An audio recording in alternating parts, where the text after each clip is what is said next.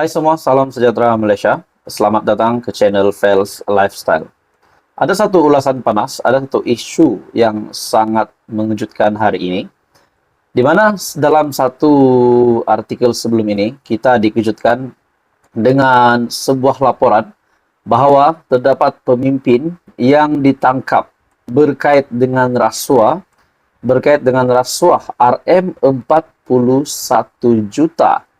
Nah, sudah pasti jumlah sebesar ini adalah satu lagi pendedahan yang amat mengejutkan, ramai terutamanya kepada Perdana Menteri sendiri, Datuk Seri Anwar Ibrahim, yaitu Perdana Menteri Malaysia ke-10 yang kita tahu memang amat tidak menyukai apa-apa berkaitan dengan rasuah.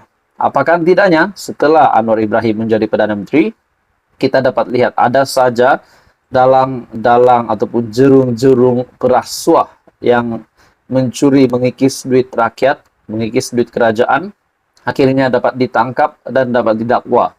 Hari ini, saudara-saudara, terdapat satu pendedahan yang panas, mengesahkan, saya boleh katakan ini adalah pemimpin, di mana mengesahkan pemimpin ini yang akan disiasat oleh SPRM terkait rasuah RM41 juta. Dan yang mengejutkan, rumah dan pejabat pemimpin ini disahkan telah diserbu oleh SPRM. Dalam satu artikel mengesahkan dari syabudin.com, kalau tidak ditahan SPRM, saya tiada peluang bersihkan diri. Kamis lalu, rumah dan pejabat blogger politik serta pemilik saluran TV, internet, NR Channel, Muhammad Rafi Awang Kecik diserbu SPRM untuk satu siasatan berhubung dakwaan rasuah berjumlah RM41 juta melibatkan sebuah kementerian.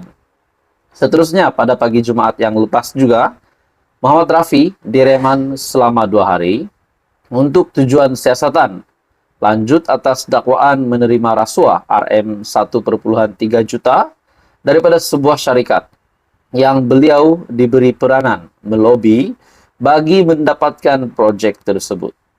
Sebaik berita penahanan beliau terdedah kepada umum, pelbagai persepsi dan tanggapan tidak baik segera muncul di pelbagai medium media sosial. Nah, bagi saya, saudara-saudara, serbuan di rumah dan pejabat blogger politik ini, bagi saya ini pasti juga menjadi amaran kepada mana-mana pemimpin politik di Malaysia yang mungkin terlibat rasuah. Nah, saudara-saudara, ini juga menjadi amaran supaya pemimpin-pemimpin pada masa kini tidak akan melibatkan diri dalam rasuah. Apa tidaknya setelah SPRM mengesahkan serbuan di rumah dan pejabat blogger politik ini kerana beliau terlibat dengan dakwaan rasuah RM41 juta. Secara umumnya, kerja melobi adalah perkara biasa bukan saja dalam perniagaan, malah dalam hampir semua urusan dunia moden, dengan bayaran tertentu dikenakan atas persetujuan bersama. Jadi, saudara-saudara, ini satu tangkapan bagi saya yang tangkapannya mengejutkan, di mana pemimpin ini yang bernama Muhammad Rafi Awang Kecik diserbu SPRM, rumah dan pejabatnya, untuk satu siasatan berhubung dakwaan rasuah projek bernilai RM41 juta. Muhammad Rafi direman selama 2 hari untuk tujuan siasatan atas dakwaan menerima rasuah RM1,3 juta daripada sebuah syarikat yang beliau diberi peranan untuk melobi bagi mendapatkan projek tersebut. Bagi saya ini satu tangkapan yang mengejutkan. Jadi, saudara-saudara, apa komen Anda? Teruskan bersama di dalam channel ini untuk info yang seterusnya. Jangan lupa tekan butang like, share, dan subscribe. Info hangat disediakan di dalam channel ini. Hai semua, salam sejahtera Malaysia. Selamat datang ke channel Fels Lifestyle. Tuan-tuan dan puan-puan, saudara-saudara semua yang saya amat hormati sekalian. Setelah kita dikejutkan sebelum ini, berkenaan dengan pengisytiharan harta dari Tun Mahathir yang diklaim oleh Datuk Seri Anwar Ibrahim, dan begitu juga dengan Tun Mahathir yang mahu Perdana Menteri mengisytiharkan harta beliau. Akhirnya pendedahan demi pendedahan. Dan seperti yang kita tahu juga, Datuk Seri Anwar Ibrahim sudah membuat pengisytiharan harta sebelum menjadi Perdana Menteri.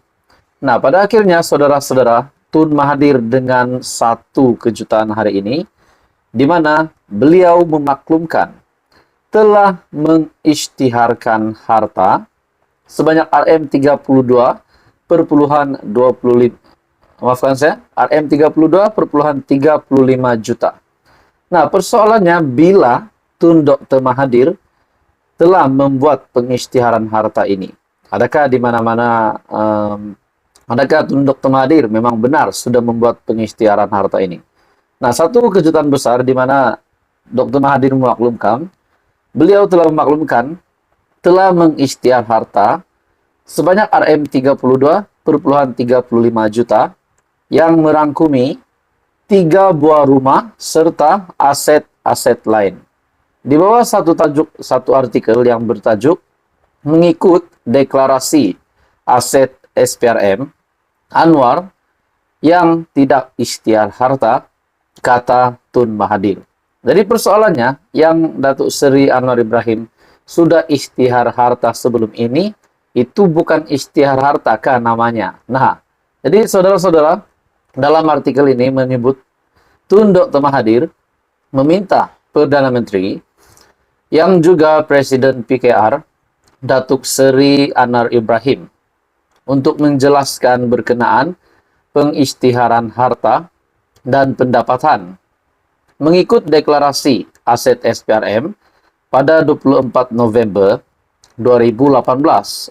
Di antara yang tidak mengisytihar pendapatan atau aset adalah Presiden PKR Anwar Ibrahim.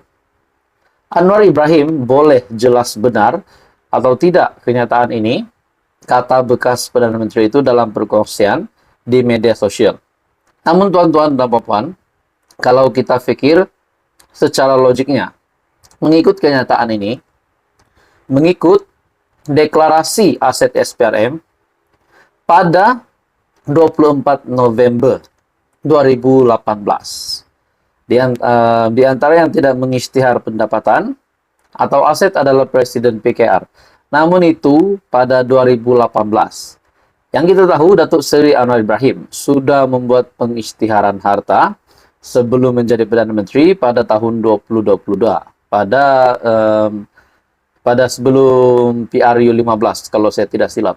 Jadi saudara-saudara, apa yang Tun Dr. Mahathir nak kaitkan di mana deklarasi aset SPRM pada 24 November 2018 pada bagaimana nak dibandingkan pada 2018 dan pada tahun ini 2023. Dan menuntut juga Anwar untuk boleh jelaskan benar atau tidak kenyataan ini. Dr. Mahathir memaklumkan telah mengisytihar harta sebanyak RM32,35 juta yang merangkumi 3 buah rumah serta aset-aset lain. Mengikut rekod, Anwar sebelum menjadi Perdana Menteri pernah mengisytiharkan harta sebanyak 2 kali pada tahun 2019 dan 2022. Ia melibatkan aset bersih sebanyak RM11,2 juta, merangkumi RM10,4 juta adalah daripada pemilikan 4 unit hartanah yang dibeli antara tahun 2005 hingga 2022. Nah, pada akhirnya Tun Dr. Mahathir mengaku memang sudah membuat pengisytiharan harta, yaitu sebanyak RM32,35 juta yang merangkumi 3 buah rumah dan aset-aset lain. Jadi apa komen Anda tuan-tuan dan puan-puan? Teruskan bersama di dalam channel ini untuk info yang seterusnya. Jangan lupa tekan butang like, share, dan subscribe. Info padu, info hangat disediakan di dalam channel ini.